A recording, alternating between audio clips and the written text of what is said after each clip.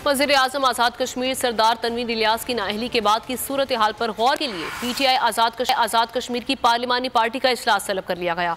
इजलास कल इमरान खान की ज़ेर सदारत ज़मान पाक में होगा। ये कहना है कि इजलास में नए वज़ीर आज़म आज़ाद कश्मीर की नामजदगी के लिए मुख्तलिफ नामों पर मुशावरत की जाएगी।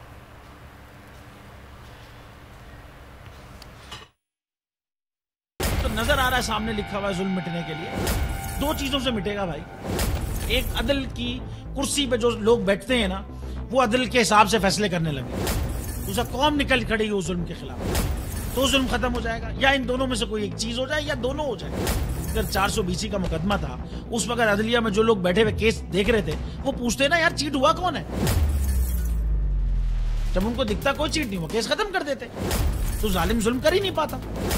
9 जजेस ने नोट बिफोर किया मेरे केस को यार, 1.5 साल चला। शख्सी जमानत का केस, सेम केस इस्लामाबाद में कर दिया। एक ही इल्जाम पे 2 केस हो नहीं सकते भाई। मतलब 60 दिन का वक्त होता है। 102 दिन के बाद मैं जीत गया, केस बरी हो गया।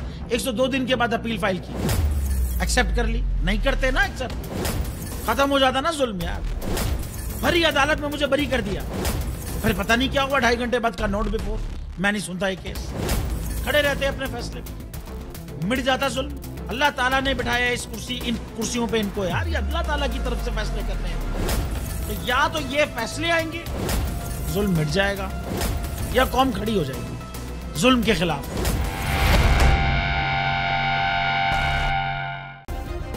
सब्सक्राइब करें और बेल दबाएं ताकि कोई खबर रह न जाए।